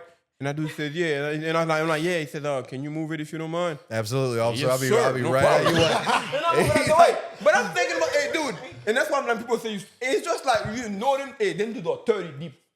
50 fucking cars in the parking lot, light flashing left and right, everybody. Shit you see in movies. It's just like you just know that's not a force you can overcome. It doesn't matter how much of a gangster you are. All fast. Once you found out it wasn't you, in your head you were like, "That's right," but outside you And were like, "Oh, "Oh, fuck!" After I walk, I'm not gonna believe this fucking dude's called me out there for this bullshit. Like, really, dude? You gonna tell me I couldn't get this fucking car? Yeah, but at that moment, At that moment, you were like, "Yes, officer, I will oh, move you that want me to car." move this and That's shit? all you need me to do Just that picked car. it up and put it on my shoulder and You know walked away what? with it. Is there any other cars you would like me to move out here, officer? Because I know his car. In fact, he got warrants. In fact, we can move his car. I've been wanting to move his car. As a matter of fact. And them dudes were mean mugging me too. And I'm like, damn. Dude, that is a sight. And that's why I tell people that's like something you gotta experience to realize, oh shit, if this dude really wants you, they will get you. There's no other around it. I got a slightly similar situation. Okay, Pete, break again.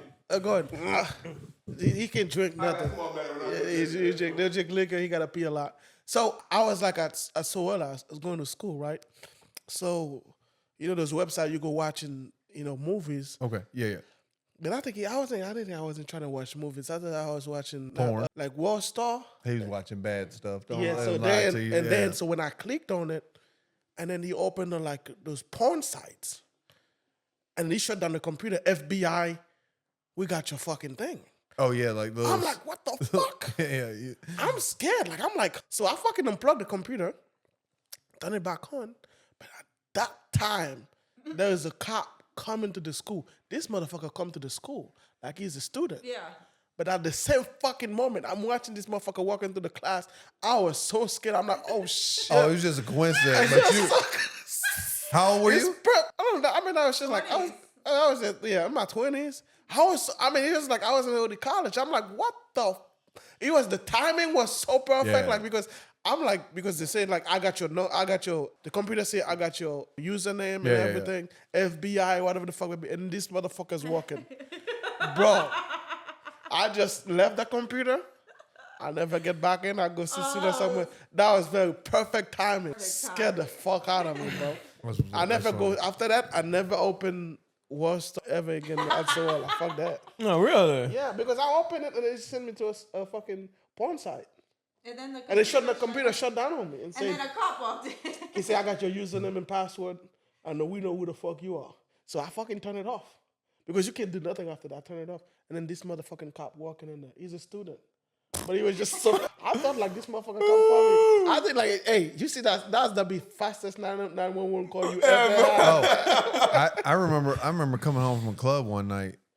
Don't ever do this, kids. And I probably had a little too much to drink. Probably shouldn't have been driving, but I'm driving, about to get on the highway, and a state trooper.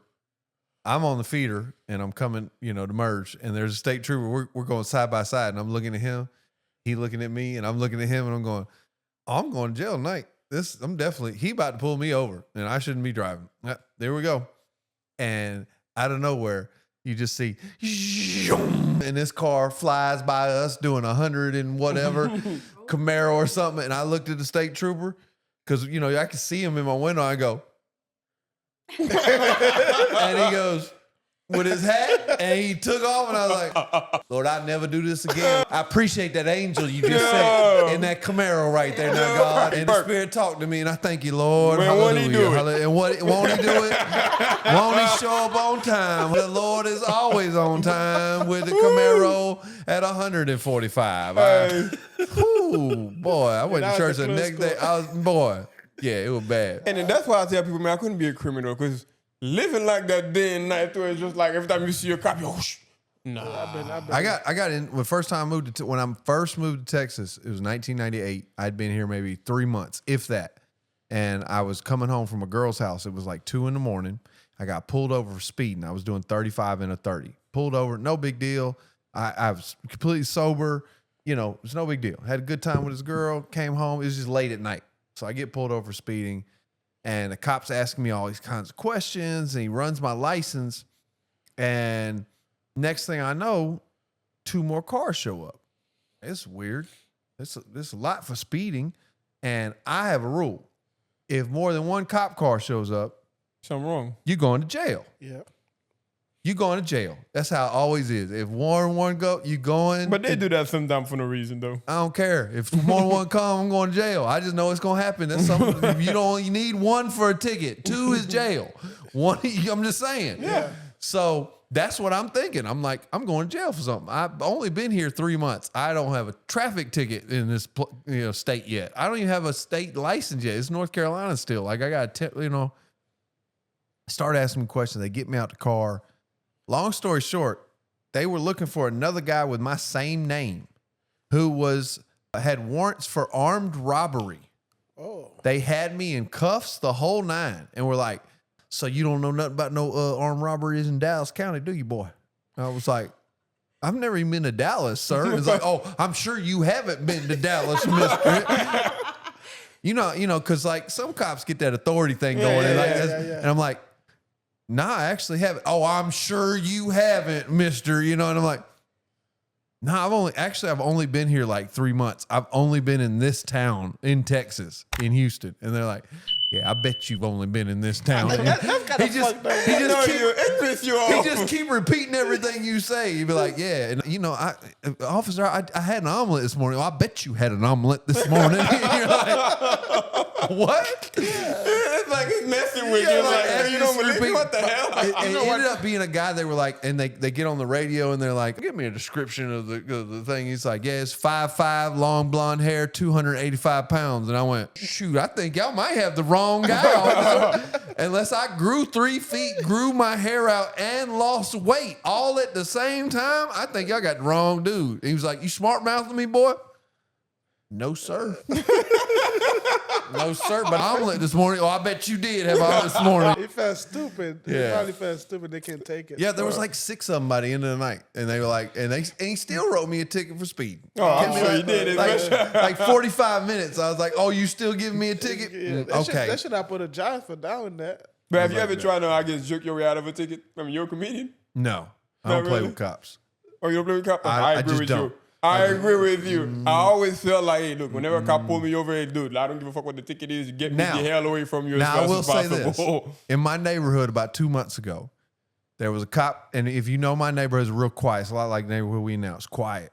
I could walk down the street, walk my dog, middle of the night, whatever. Just chill. It's quiet.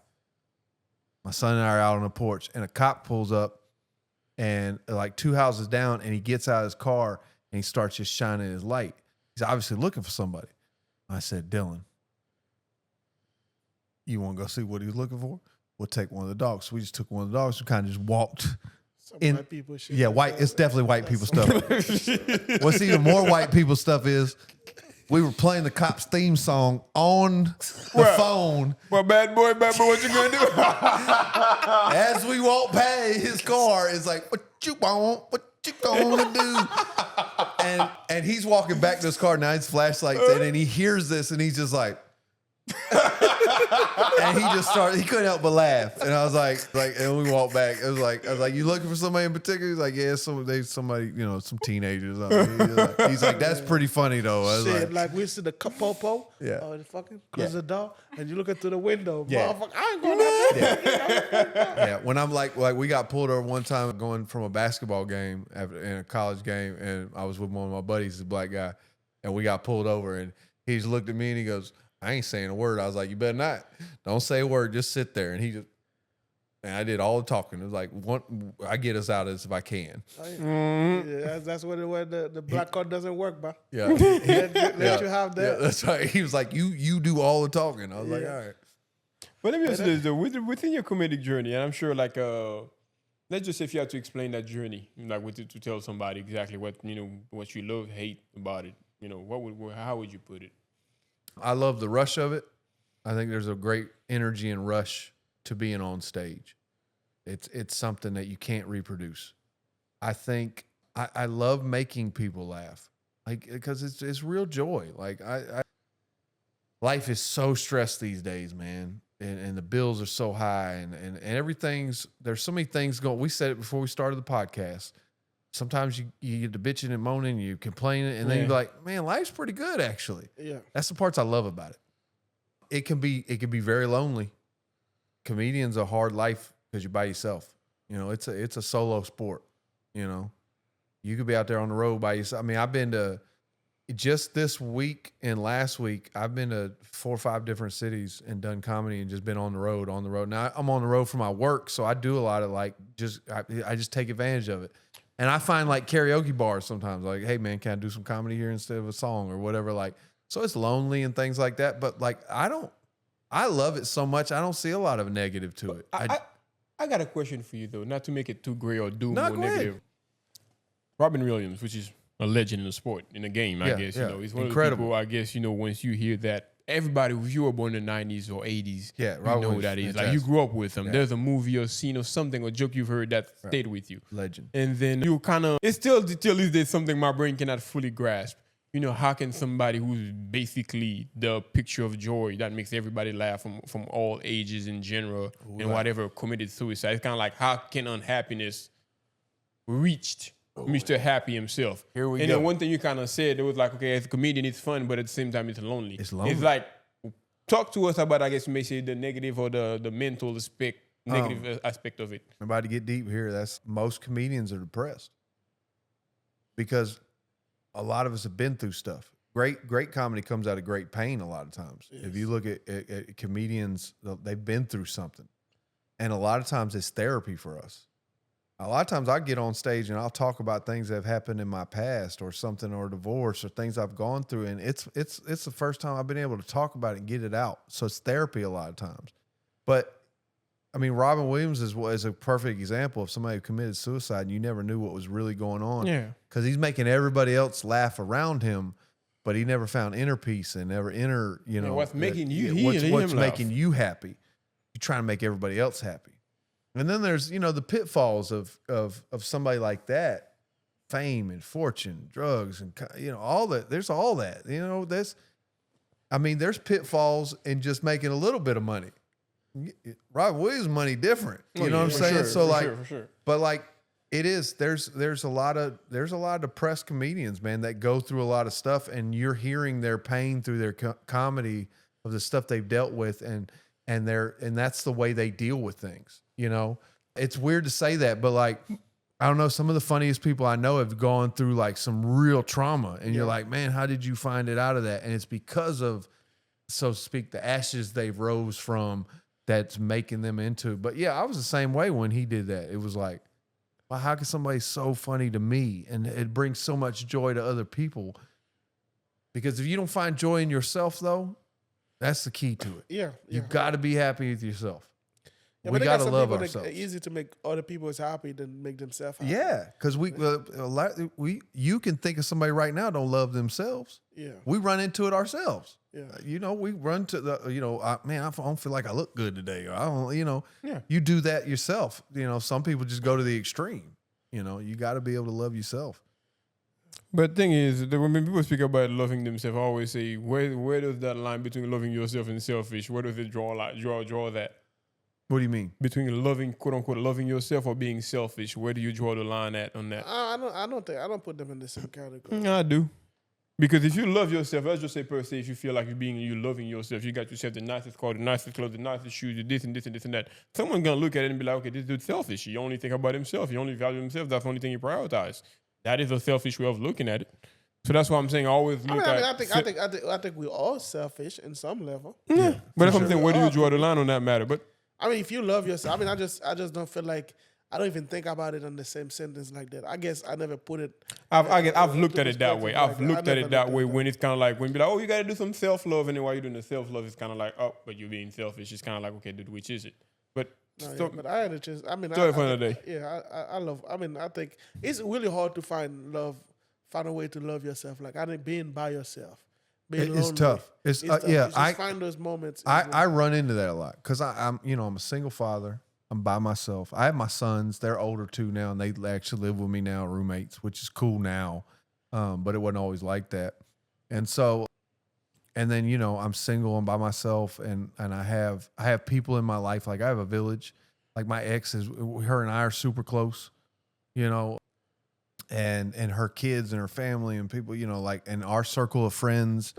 And then her circle of friends and my circle of friends. And then you have a village of you just surround yourself with family, that aren't, y'all two are family. Yes. Y'all are friends, but like y'all consider each other brothers. Y'all are family. So you surround yourself, like, yeah, it's lonely by yourself but if you just start surrounding yourself with a village, everybody got your village, I've been very fortunate. My village has really grown in the last 3-4 years. Guys like Chuck that y'all interviewed, he's part, he helped a lot in some of my career and just being in the local area and just opportunities I got through him. And so, yeah, there's times where you do get lonely, but man, I have a lot of people in my life that love me and that are good people.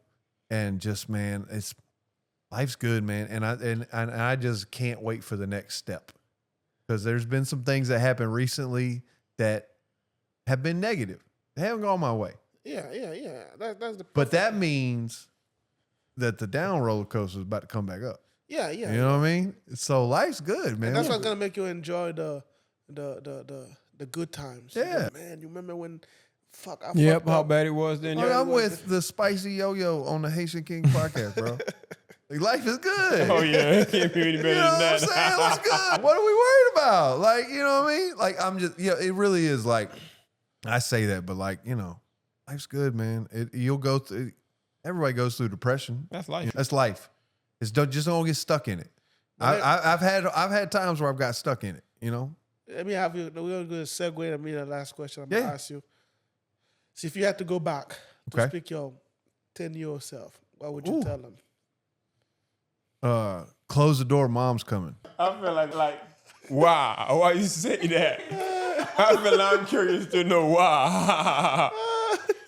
I feel like I'm curious to know why would you just tell them that? Like that is the last piece of information you gotta give them. Mommy's coming. Hey, I wonder. You can't be doing that shit with the door open. It can be so many things. I mean, it could be anything. Now I feel like you gotta give more context. Why not fill in the blank? Imagination. You gotta think about it. That's good. That's good. That's good. I love the dome right there. He That's never said I'm gonna give him the lottery numbers. That's He can good be comedy. rich. That's good I'm comedy. gonna give right him there. some stock. That's good comedy. I'm not gonna tell him buy Amazon or buy What- Netflix what and be would- like, hey man, close the door. That's What would I tell my 10-year-old self? Love yourself. Absolutely number one. I had a big time. I still struggle with that at times. Love yourself. Give yourself pats on the back every once in a while, and enjoy the moments. Enjoy the moments because they're gone like that. Enjoy the people around you, and smile. Don't worry about regrets.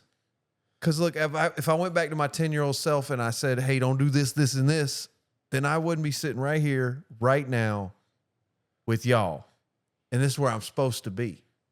Feel me? Yeah. So I wouldn't tell them to change nothing, but I would tell them to cherish everything. Don't change nothing, but cherish everything. I like that. T-shirts coming soon.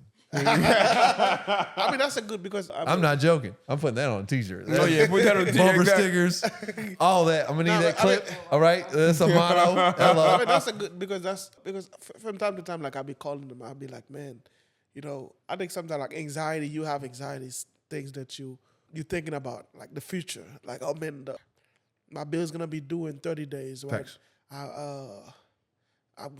I need money for this, I need money for that, and then you're so focused now, you're anxious, you feel depressed, but like man, is this problem is today? Do you have food today? What about today? Do you always pay today? Fuck it. I mean, that's why I just sometimes you have to shift your mind to be like, man, today's a fucking good day. I worried about on the 30th, I'll be worried about it. Right now, it's like the 10th. Well, it's the same thing with like even relationships. We get stuck on if you break up with somebody or somebody got divorced or whatever it is, and you're like, well, man, I hate this person. You know, like that. Yeah, but did you cherish the moments y'all had? You know what I'm saying? Like it doesn't negate all these happy moments you had. Yeah, they might go through something, or it doesn't have to be a relationship or whatever it may be. Yeah. But did it take away from this? Why can't I enjoy you know what I mean? Yeah, like everything happens for something. Just because it's like my ex and I, we're super close and friends and things like that. And I know people that do like they're friends with this person and you're like, why can't you still enjoy the moments y'all had together or whatever it may be? You got to cherish the moments, man. Life is too fast, man. It moves so quick. So quick. It moves so quick. And like I'm 45 now, and I look back now, and I'm going, man, it's moving way faster than I thought it would be. Yes. And I tried to tell my son that. I was like, hey, just slow down for a minute. He's so worried about having a girl and having a wife one day and wanting this and wanting that. And I'm like, bro, I'm 45. I ain't figured it out. Look at me. Yeah. He's like, he told me the other day, true story, 20 years old. He goes, Dad, I'm running out of time. Woo, if you running out of time, what am I doing? I'm dying tomorrow then. If you running out of time, that means I'm out of time. Then I was like, what you mean you running out of time, boy? You ain't even drank legally yet. What you mean running out of time? I tell my son all the time, like me, like at the end of the day, I'm still trying to figure it out. I think like none of us know what the fuck we're doing. None of us, no. None of us know. Like, it's just like anybody that portrayed to be like, oh, I know what the fuck I'm doing, you fucking lying. We don't fucking know what I don't know what the fuck I'm doing. You don't know what the fuck I'm doing. At the end of the day, I'm enjoying this moment right now. Yeah. I don't know what's like tomorrow's gonna happen the next day. But as of right now, I'm enjoying it. I love it. You know what I mean? So Treat people with love. You know? Respect people. Treat people with love. Have a good time. Enjoy the moments. Eat great food. Make love. Have you a drink. Enjoy it. Because it's gonna be gone. Yeah. It's gonna be gone. And then whatever happens after that, I'm hoping it's heaven and God and everything else I believe. But who knows? We don't know at the end of the day. We don't really know. So I'm going to live this life and I'm going to treat people with love and respect and kindness. And if you don't with me and you don't like me, cool. I'm going to be okay. Yeah. I've never missed a meal. Not enough to where I starved. You have to take that back. Be like, hold on, not enough to where I starved. I've been broke a few times, but not like, sponsor me rib broke. You know what I'm saying? Like, whatever. But you know what I'm saying? Like, You still around, yeah? I'm still here. Life's good. We're going to go through some things. Yes. But can you smile on the other side of it? Can you love the people around you? Can you enjoy life? We don't smile enough. So that's what I feel like I've been put on this earth to make people smile again.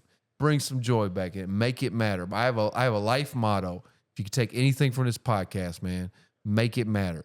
Whatever it is in your life, find that it. Find the it. Your it could be your family. It could be your job. It could be your friends. It could be whatever. It could be a hobby you really enjoy. It could be a passion of yours. But find that it, that one it. If that's all you got is that it, make that it matter. And the rest of it's going to fall in place. Think about it. If I have something that I'm really attached, like my family, I'm gonna make sure that their life matters. That means I'm going to work hard for them. I'm going to pay the bills over the house like I took care of my family. You know what I'm saying? That's what mattered to me. So find that it in your life and make it matter and then enjoy it. Let's go. Let's go. You know what I'm saying? Couldn't have said it any better my damn self. Hey, I think one of the best advice I've been giving on this podcast, and that's my first time saying that. I'm not even saying it lightly. Appreciate that. Appreciate that, You man. was on fire, bro. No, yeah. That's why I wanted to be the comedian, and we've been laughing the whole fucking time. I love it, man. And I'm glad y'all good. had me, man. I really appreciate this. No, Y'all man, don't, I don't It's been understand, really a man. good time. We've been fucking talking mad shit. And this motherfucker keep getting up going. Yeah, he went and pissed 4 times. A small bladder, babe. If you've been a fan of this show, small-bladdered, you know small what's shorts. up. And then he's not All at the same time. And I wasn't not ready. funny. I wasn't ready for small shorts and a small bladder at the same time. This man's thighs meat have been out the whole time, and I've had to look across. I'm just glad a nut didn't pop out. That's all I'm glad. Because I don't know if they got, I'm just saying, at least you wore pants. And I appreciate you wearing pants. Because if one ball falls, I'm leaving. You've heard it here first, Netflix. Look up for the spicy yo-yo special coming soon. And you heard it at the Haitian Kings Podcast. Hey, this whole time, this man don't want to be traumatized by that. Because at any time, Give a damn. Hey, that makes it even worse. You got He this don't even show. care. You got this show that is your boss call. When we were talking about being ashy, I was like, I swear to God, if an ashy ball fall out right now, I am leaving this podcast and I'm never coming back to Louisiana. That's how. Let's wrap this thing up. Oh man. I love it, man. Thank y'all for having me for real, man. Thank y'all. Hey, hurry your ashy balls up. Okay, go ahead. Hey, ladies and gentlemen, you heard it here. This is the Haitian King Podcast. As I always say, this is what we do. We bring all kind of different flavor up in this mug, which means it doesn't matter what you like, we got it. And as you can tell today, we had one of the funniest comedian. Me personally, I had the chance to sit there and chat with, and as you can tell, the guy funny as hell. And what shows you have coming up in the area? Like, let's just say if somebody might see this podcast and kind of want to check you out for themselves. So follow me on all my socials because it changes rapidly. Supa The MC, just spell it out. SUPATHEEMCEE. I think they can spell Super. that. Well, you'd be surprised. You'd be surprised because somebody quick to put an A on it on a the, and spell it the instead of the or whatever. But So, if yeah. I say, Just if I say it, listen, if I say Supa The MC, I get if you try to die. No, because It somebody don't might work. You don't try to V next. Nah, but come they'll on. spell it super. They'll put the hard R. No hard R on that. put A. the A, Yeah, put the A. I'm just saying. But yeah, Supa The MC. Follow me on all my socials. I'm doing a lot of reels and things like that. We're posting a lot of stuff on TikTok, things like that. Shows are coming up. We're booking. In fact, there's a show coming up. I have to get the date. It'll be on my stuff, but it's coming up in May. It's the Stoned, Sober, and Drunk. It's called, Sober, Drunk, and Stoned. I probably got that in weird order, but basically it's 3 teams. There's a team of sober comedians, stoned comedians, and drunk comedians, That sound like and a they fun all idea. battle. And then the audience pick who's the best, who's the best, which team. So I'm on Team Sober, so I'm looking forward to do that. I got some roast battle stuff coming up that I'm looking in to get into. That'll be doing maybe in the roast battle league in Houston. I'm hoping to get on that. So I got a lot of stuff coming up, man. And I just follow me and tell people about me. That's all. And I then ask. basically that's all they gotta do is just follow you on your Follow me on social media all my platforms, Facebook, Insta, Supa The MC, and check this podcast out. I'm gonna be pushing y'all, man. I've enjoyed it, man. I told y'all from the jump, and I mean this.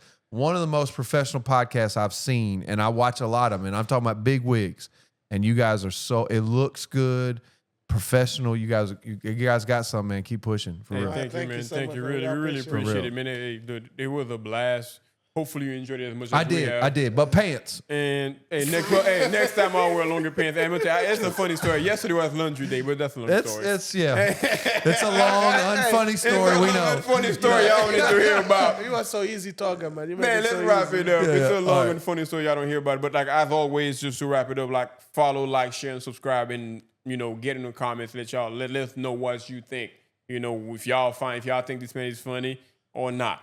And then we'll let him know. If we'll take a screenshot. I'll be like, I told you this dude wasn't funny. Just send me a picture of you with that comment, so then I can roast you live on TikTok. But I think that's where we're gonna go ahead and wrap it up. Thank you. Hey, Yeah. dude, that was a blast. No doubt. I enjoyed it, man. That's shit. Hey, would you take a picture of just us sitting here? Yes. Oh, dude, that was a fucking.